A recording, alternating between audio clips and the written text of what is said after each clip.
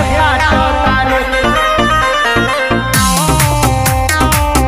सलमान तोरा इतना काहे फाटता रे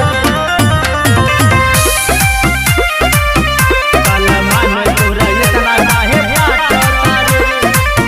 बिसनोई जब तोके लकारता रे सलमान तोरा इतना काहे फाटता रे बिसनोई जब धधले लकारता रे सलमान तोरा इतना काहे फाटता रे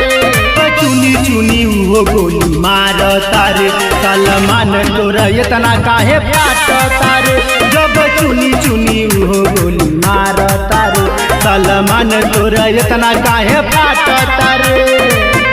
सलमान तोरा इतना काहे फाटता रे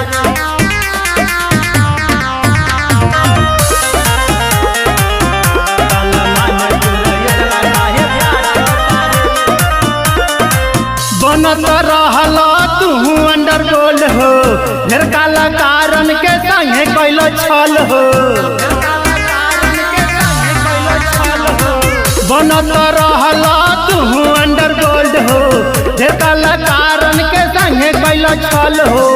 तो सुन के गोली के भाई तोर गाड़ इतना काहे हाँपता रे बिसनोई जब तोके लकारता रे सलमान तोरा इतना काहे फाटता रे बिसनोई जब धधले लकारता रे सलमान तोरा इतना काहे फाटता रे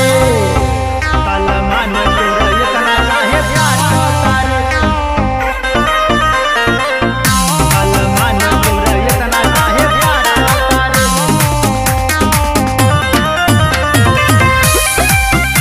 सलमान तोरा इतना काहे फाटता रे गुलशन कुमार के संगे कैल छाती तोरो गड़ाई सारो जल्दी अगरबत्ती गुलशन कुमार के संगे कैल छाती तोरो गड़ाई सारा जल्दी अगरबत्ती